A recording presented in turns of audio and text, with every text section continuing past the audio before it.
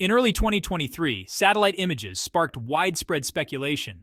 A massive hull was forming at China's Jiangnan shipyard, bigger than anything they'd built before. Analysts examined the grainy shots and noticed something odd. No chimney, no smokestacks, no exhaust vents. That's when the whispers started. Was this China's first nuclear-powered aircraft carrier? To understand how bold, or even unbelievable, that sounds, we need some context. For most of naval history, nuclear-powered carriers have been the exclusive domain of one nation, the United States.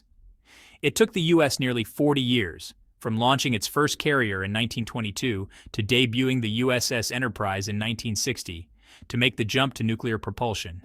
4 decades of trial, error, delays, and breakthrough engineering.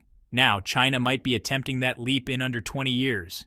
It's not just ambitious, it sounds almost impossible. Like someone who just learned to ride a bike suddenly racing in the Tour de France. So what are we really looking at? Is China bluffing? Building a shell to spook its rivals? Are we misreading satellite images? Or is this a real milestone? A sign that China is rewriting the rules of military power? This ship isn't just steel and tech. It's a symbol of belief, ambition, and a race to catch up. And to see how we got here, we only need to rewind 12 years, to a very different ship and a very modest beginning. In 2012, China officially joined the Aircraft Carrier Club, but not with fanfare. Its first carrier, the Liaoning, was a rusting Soviet vessel bought from Ukraine, originally intended to be a floating casino. Yes, really. After years of neglect, China hauled it back, refurbished it, and turned it into its first operational carrier. It wasn't elegant, but it worked. That was the start. Fast forward to 2017, the launch of the Shandong. This time, it was built entirely in China, still conventionally powered, still using an outdated ski jump ramp to launch jets. But it showed the world China wasn't dabbling, it was committed. Then, in 2022, things escalated. Enter the Fujian, China's third carrier. This one skipped the ski jump. Instead, it used electromagnetic catapults, just like the U.S. Navy's Ford-class carriers. That was a big leap. EM catapults allow heavier jets to launch faster and more frequently. In a decade, China had gone from reviving an old Soviet Hulk to launching a modern, tech-savvy carrier. But all 3 ships shared one thing: conventional power. Diesel engines and gas turbines. Step-by-step progress, nothing radical. Then came the rumors about China's 4th carrier, the mysterious Type 004. Could it be nuclear-powered? Experts, inside and outside China, were skeptical.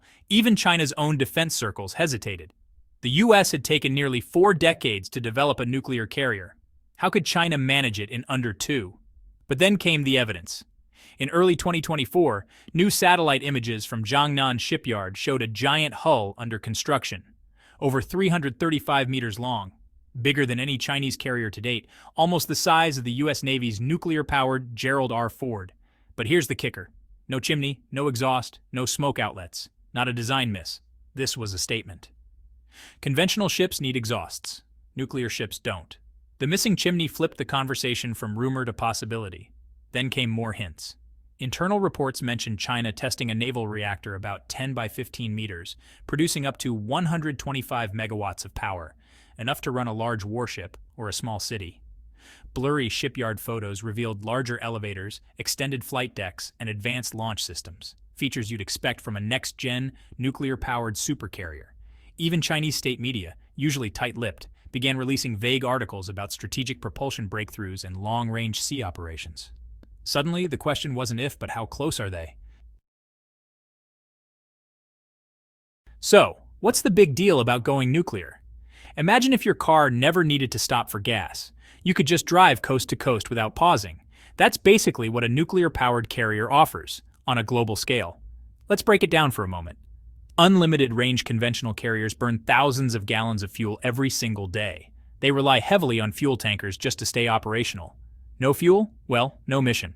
But nuclear carriers can run for 20 to 25 years without refueling. The U.S. Navy's Nimitz class can travel over 2 million kilometers on a single core. That's like circling the Earth 50 times. Strategic freedom. A nuclear carrier can stay at sea pretty much indefinitely. Its only limits are really crew fatigue and aircraft maintenance. No weak links. In wartime, supply ships are easy targets. If a tanker is sunk, the whole fleet could be compromised. Nuclear propulsion just cuts that risk entirely. Massive power supply. Nuclear cores generate enough electricity to run advanced systems. Think electromagnetic catapults, high-performance radar, and in the future, maybe even lasers or railguns. It's not just a ship, it's a floating power plant. Extended global presence. And perhaps most crucially, nuclear carriers can project power across the globe without needing overseas bases. A nuclear-powered carrier isn't just another ship, it's a floating base. And that's really why this matters. If China really has built one, it's not just scaling up, it's building the power to operate anywhere in the world for as long as it wants, without needing permission or access to foreign ports. In short, it marks a shift from regional naval power to global force projection. So what exactly is the Type 004? Or more accurately, what do we think it is? While much remains classified, satellite photos, leaked specs, and defense analyst reports all point in one direction. This isn't just China's largest carrier. It might actually be the largest in the world. Let's start with the basics.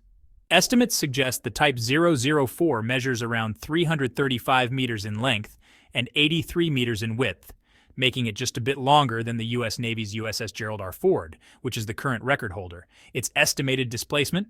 115,000 tons, around 25% heavier than China's Fujian. That officially puts it in supercarrier territory. But it's not just about size. It's what that size actually enables. The flight deck is expected to feature 4 electromagnetic catapults. No steam, no ski jump ramps. That means quicker, more efficient launches of heavier aircraft, with a lot less wear on equipment.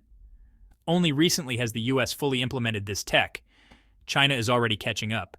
3 aircraft elevators allow for faster transitions between hangar and deck, a must during combat operations. Powering all of this, a 125-megawatt nuclear reactor. For comparison, each U.S. Nimitz-class carrier uses 2 104-megawatt reactors. If these specs are confirmed, China's design may be more compact and possibly more powerful per unit.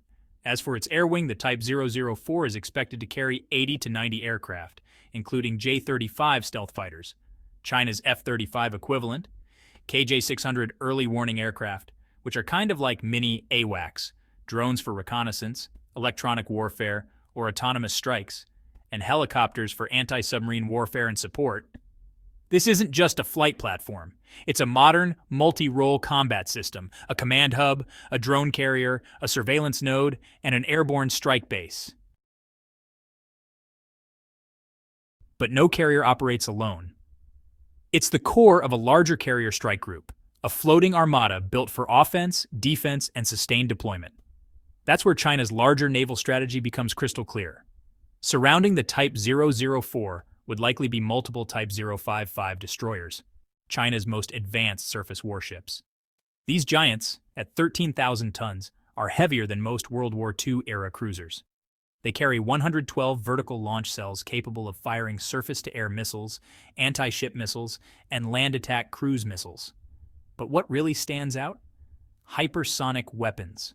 Reports suggest sea-based launches of DF-17 hypersonic glide vehicles, ranged at over 1,500 kilometers. That's nearly double the reach of most U.S. carrier-launched fighters. In tactical terms, while the Type 004 dominates the air, the Type 055 covers long-range strikes, a 2-layered threat air power above, hypersonic missiles from afar. The full strike group would also likely include Type 052D destroyers for aerial defense, frigates for anti-submarine warfare, submarines to monitor deep-water threats, and support ships to keep everything resupplied. Together, they form a self-sufficient battle group capable of operating thousands of kilometers from China, without needing foreign bases. Compare that with the U.S. Navy. For decades, American carrier groups were unmatched. But now, China isn't just copying, it's evolving. Longer-range missiles, faster integration, and rumored advances in quantum communication and AI-powered battle management may give China a next-gen edge. Type 005 and beyond, and it doesn't stop there. Leaked reports and U.S. intelligence suggest that China's next carrier, the Type 005, is already being built, a sister to the 004, also nuclear-powered, but improved with lessons learned from its predecessor. Early images hint at a full-length flat deck, multiple catapults, and more sophisticated command systems. There's more. Rumors swirl about sixth-generation fighters, possibly the J-36, and next-gen stealth drones. Some claim they could rival or even surpass the U.S. Navy's NGAD program. Here's the global picture. By 2030, China could field up to 10 operational carriers, including 2 or 3 nuclear supercarriers. Meanwhile, the U.S. Navy maintains 11 carriers, many aging and expensive to upgrade. Who will rule the seas? This raises a tough question. Are we witnessing the end of U.S. maritime dominance? For much of the 20th and early 21st century, American carriers were symbols of unchallenged power, responding to disasters, enforcing airspace, leading strikes, and ensuring trade routes stayed open. But now, China is rewriting the script.